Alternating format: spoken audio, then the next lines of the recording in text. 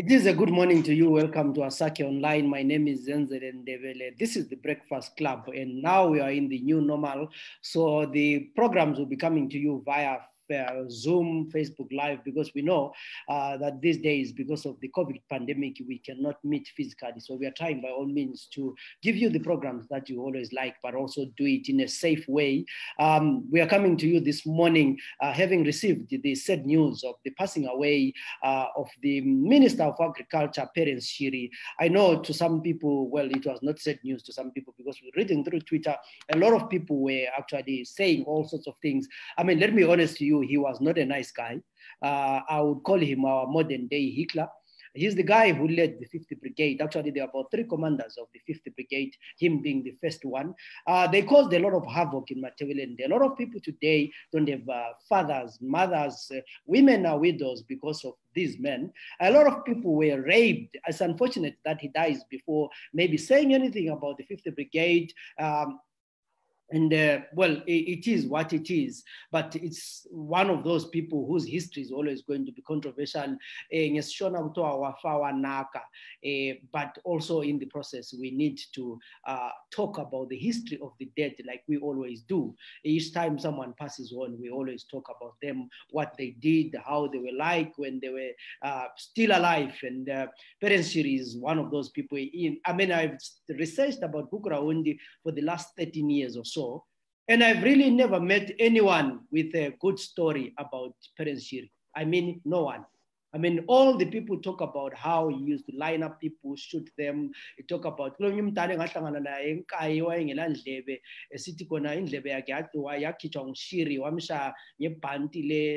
the grinding mill, that fed him in the belt of the grinding mill, and she used to him. He hit him on that and he lost his ear. I've met a lot of people who survived Balago. I know he was briefly at Balago before someone took over, but he was all over Matebele land. He called himself Black Jesus because he could decide who dies and who lives. It's unfortunate that today we lost him. May his soul, not sure it's rest in peace, but yeah, something. He said, I mean, someone has lost a father, someone has lost a brother, but there are so many other people who lost relatives because of the men. So we're still talking about COVID-19 and encouraging people to actually make sure that they self distance if they can. Please, if you don't have any business to do in town, stay at home, wear a mask, because most of the times when you are with our friends, we tend to forget to wear a mask because we are telling ourselves that, no, I know I'm with a friend, I know them, and all these kind of things. But we don't know where our friends have been, and we don't know what they've done and who they've been in contact with. So it's always important that please, when you, where possible, when you're not in your space, wear a mask. But today in our program, we'll be talking, the other thing that I want to mention before we talk about the program, we know there's this talk about July 31. We have seen the curfews have intensified. Please stay safe. Stay at home, especially after 6. Make sure you're at home at 6, because the fine for being found in the streets is about, what, 36,000. That's quite a lot of money that you have to pay. So today in our program, we'll be talking to Dr. Samkele Hadebe. We'll also be talking to Njabulo Moyo, Advocacy Officer at Transparency International. And basically what we want to do, this is a program that is brought to you by Transparency International Zimbabwe. And Transparency International Zimbabwe intends to conduct a public procurement policy dialogue session where they actually, talk about the public procurement, to say, what is public procurement? Why is it important? And the issues of public procurement have become very important, especially in COVID less, because we've had so many cases, fraudulent cases, dealings, corruption, nepotism, due to lack of due diligence, due to corruption. When there is this COVID pandemic, a lot of things are procured. And just because now Parliament is not functioning normally because of COVID, a lot of shortcuts are going to be done. A lot of money is going to be swindled. A lot of resources are going to be abused because there's no proper procurement. So in our program today, we want to talk about procurement. Why is procurement so important? What is it that we need to know about procurement? But also, maybe let me start by you, Njabulo, and say to you, as Transparency International, what's your worry? Yes. Why are you worried about this procurement issue? Thank you so much, Zenzele Ndebele.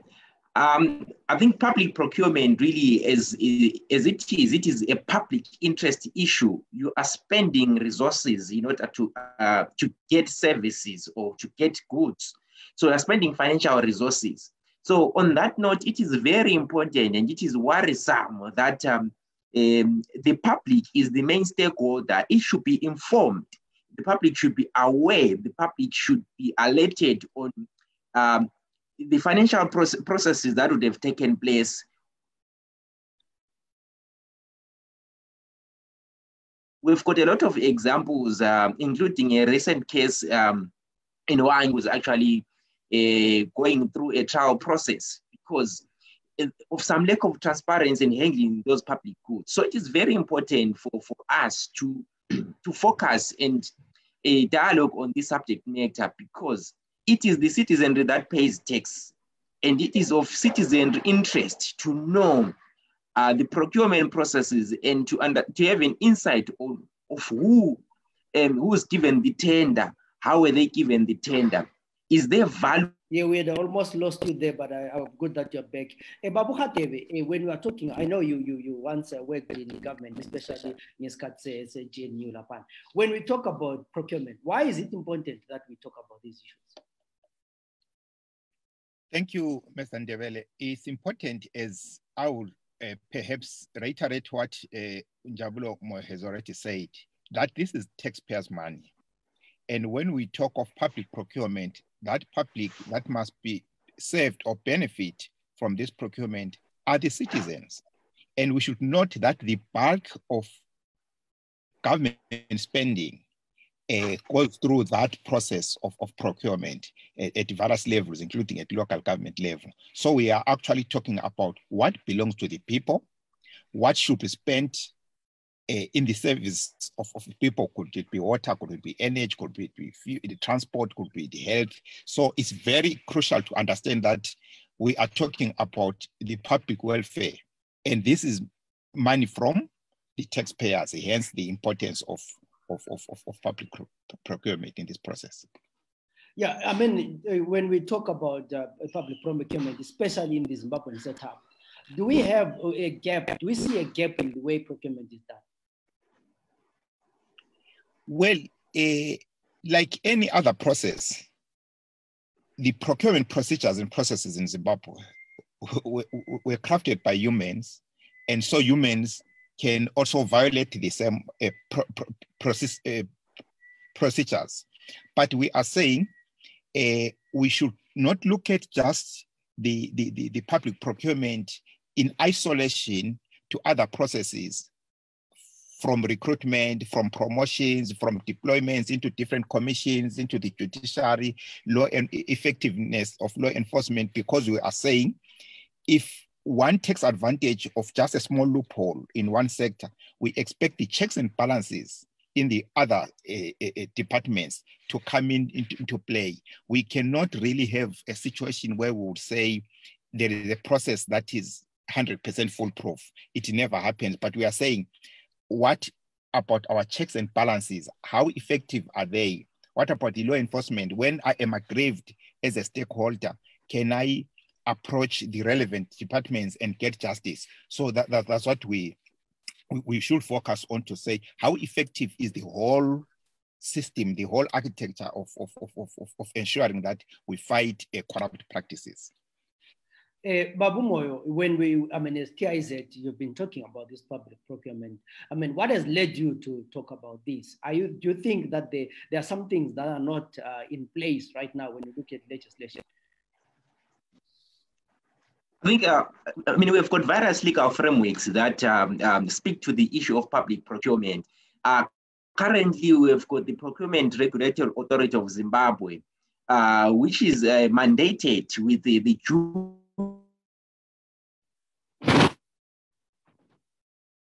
Yeah, so I'm hoping that he will going to join us. Babu Hadebe, I'm coming back to you. Because of COVID now, I've seen that Parliament had to, adjourn So when we have no parliament for oversight, what does this mean in terms of, the transparency that happens? Of actually checking out procurement. It has got a section that's Moyo, we'll come back to you, Lapana, because yes. your network is okay, noted. So I was saying to Ubab Hadebe, now that the parliament is not in session, I mean, are we likely to see more, deals that are actually done and not in a transparent way? Because parliament always gives that oversight. You will have committees that will ask how these things were done. Well, law applies whether parliament is in session or is not in session, because parliament's oversight role is just part of the institutional mechanisms of checks and balances. And we are saying parliament actually can even discuss or review reports of events that would have happened even a year or 2 years back, because that is what oversight role is not micromanaging the everyday processes. So we are saying whether parliament is in session or is not in session, we do not should, under normal circumstances, we should not expect any change in behavior by officials on the ground in running their everyday duties.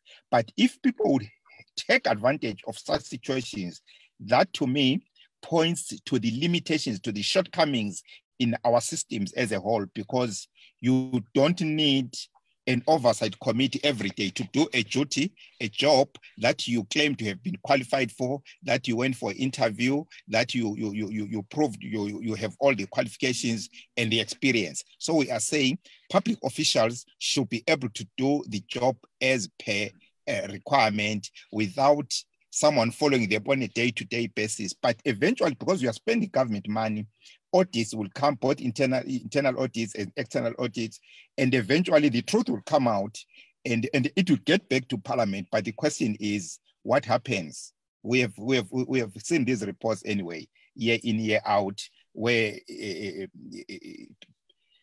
malpractices do happen, but we don't see hairs rolling. That's the unfortunate part, whether parliament is in or not.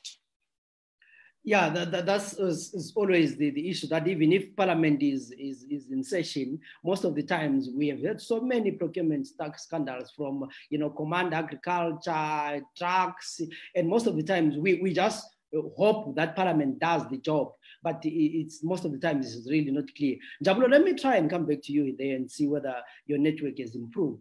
I mean, looking at as citizens, what can citizens do in this issue when it comes to procurement? Good morning, ladies and gentlemen. Good morning. Yes. I was actually looking at the number of participants, probably because we're on Facebook, probably it would work, but I was actually worried about the number. Njabulo, I don't know what we should do.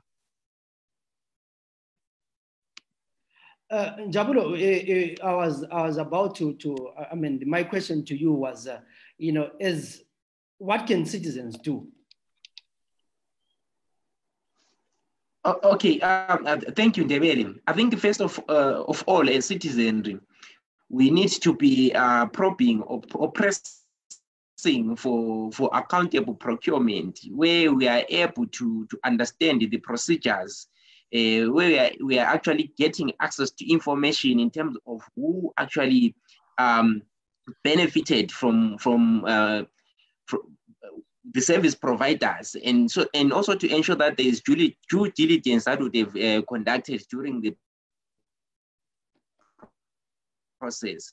So for me, Equator, that is advocating for access to information on procurement, to ensure that the provisions, the legal provisions for such processes are followed. For example, the Constitution of Zimbabwe speaks to the need for transparency and accountability in public procurement. Also, we also have got the Urban Councils Act, which also speaks to the need for accountability. And if you also look at the mandate of the Public Procurement Regulatory Authority, it speaks of the need for competition.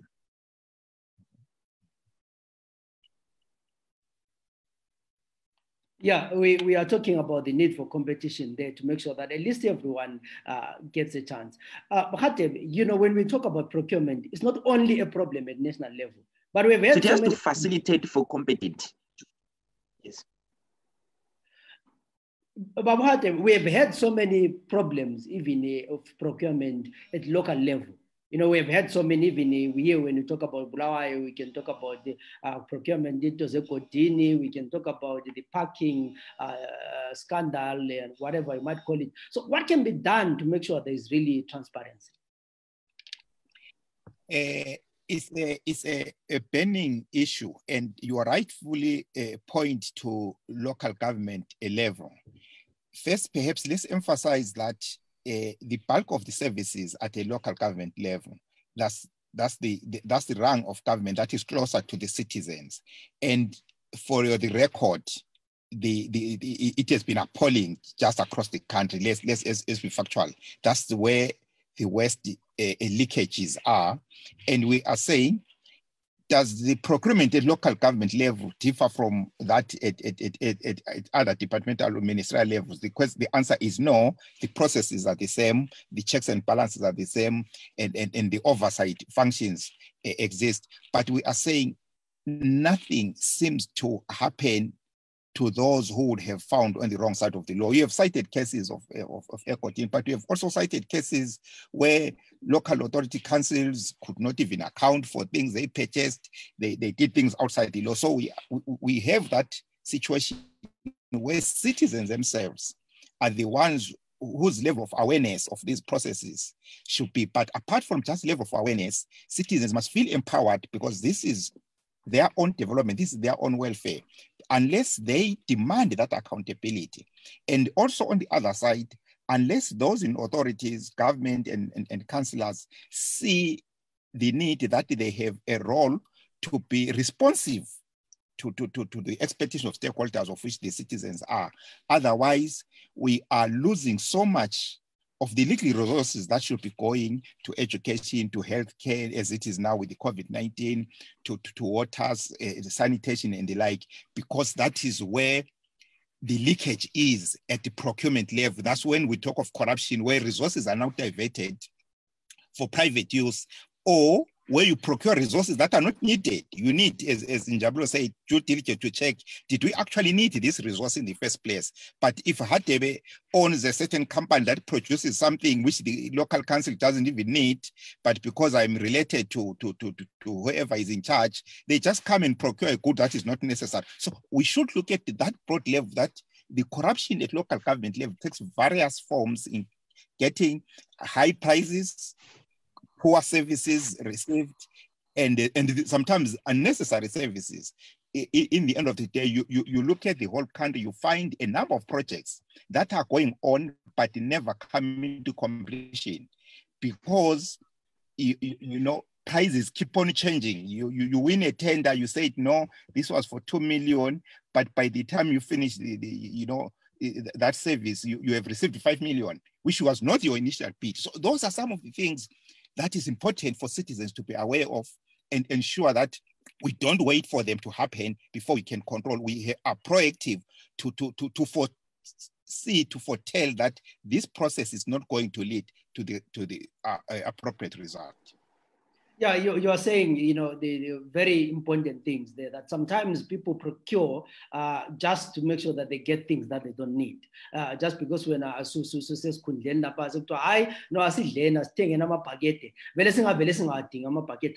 sometimes even when the proper procedures are followed, but you're buying stuff that you don't need. And I think during the days of RPZ, we saw when Mugabe left, we found, I mean, many things were found in other people's places and farms, you know, wheelchairs in Mate's house, you know, ama raisi, ama beans. People were just, you know, people, into you know, Njabulo, when as TIZ, what would you say is the best practice when it comes to issues of procurement? Because this does not also, like I said, it does not only happen at government level, but even private sector organizations.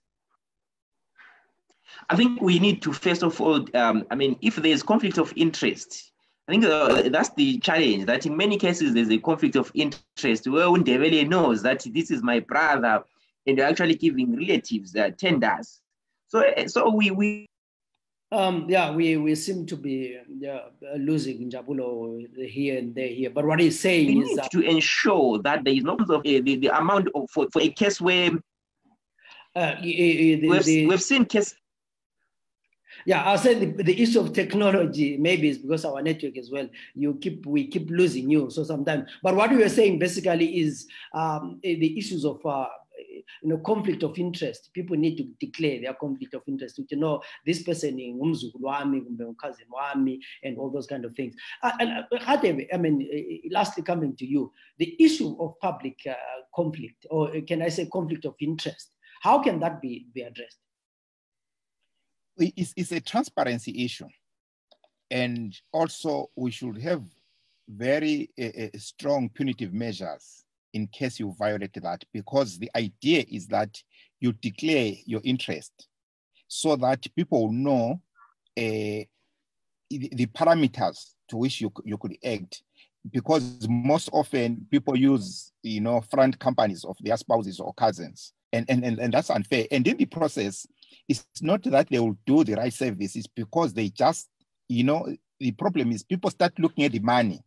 We have 10 million for processing, water reticulation. So you want the 10 million, not the service. So that's why public conflict of interest comes in. The idea is that you want the money, not to give the service. So you just front a company in order to secure. So it's important that first at the recruitment level, the integrity of the people who are office bearers, whether those who are through employment or through those who we vote in, councillors, MPs, like we vote in, and those through employment. So if those systems are put in place, it will be important for people to know that you are serving not for your personal benefit, because you're already getting a salary and other perks, but not to benefit from public resources, which are meant for the public good.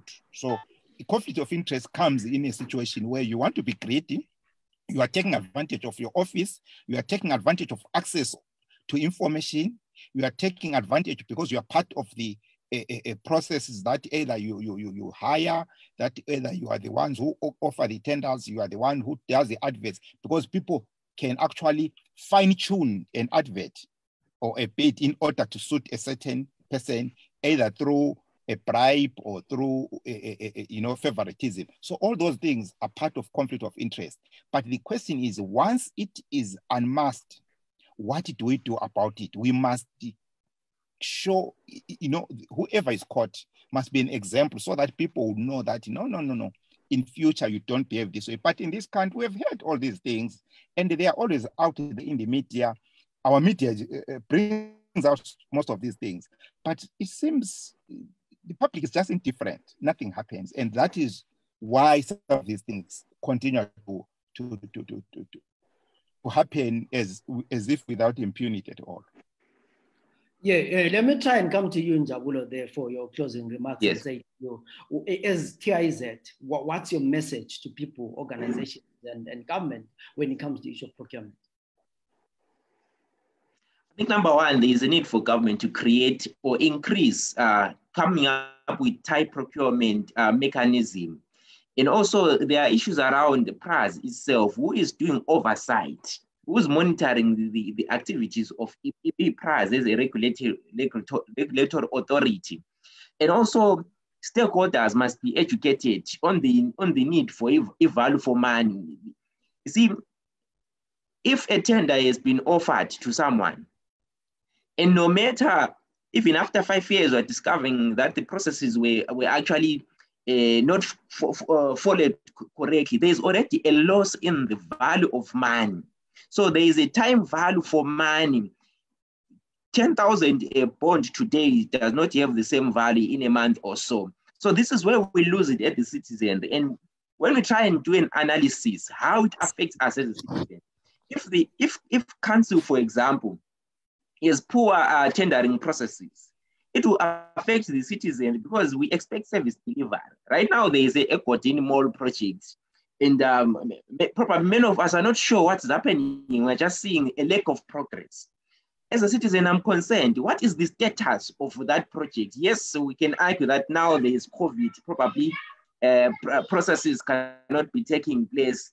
But even before COVID, we're just seeing no progress. It is of interest to me as a citizen to know what is happening, to know also how Terracotta got the contract, who were the competitors, what was considered, so that I have an appreciation. You know, we say that if you tell us, we will hear, but if we involve us, we'll understand. So NFA is where we are just being told as a citizen, what we want is to be involved so that we walk through together with whether it's council, whether it's national government. So we need clear processes that bring forth the value for money and accountability. Look at it from this way. People are dying. If we've failed to procure a personal protective equipment for COVID, there's issue of time, there's issue of value for money, there's issue of life, there's issue of dignity, there's issue of due diligence. All these 5 pillars, if they are not followed, we find that we sacrifice a lot, and then we are going to spend more money in Ndebele trying to deal with this circumstance, which we could have actually stopped at this batting level. So you can't continue to spend money to deal with a problem. We are continuously pouring out resources. It's like you are now managing a crisis. Why not try and mitigate the crisis before it happens? Yeah, that on that very powerful note, that the issue of procurement is very important. It's because most of the times it involves public funds, and it is therefore very important that people actually follow up as citizens to say when is tax, where is it going, how is it being used? Because half the time when people talk about we talk about procurement, people say no, it doesn't involve me, but it does affect you now when we have a pandemic and workers, health workers do not have protective clothing, and therefore when you fall sick and you go to the hospital, no one is going to attend to you because people are afraid that they're going to get this disease. So it becomes so complicated because lives are lost because someone did not do their proper job. So this was a program which was brought to you by TIZ, where we're talking about the importance of proper procurement. Why is it necessary to do procurement? Why should it be done in a proper way? And the citizens, what can we do? My name is Zenzele Ndebele, and I would like to thank my guest, Njabulo Moyo, who is the Advocacy Officer at TIZ, and Dr. Samkele Hadebe in discussing this very important program and topic. Like I always say, please, let's stay safe where possible. Stay at home. If you can't stay at home, sanitize, wear a mask, practice social distancing, because COVID is real and is spreading very fast. My name is Zenzele Ndebele. Till we meet again in other programs, have a good day.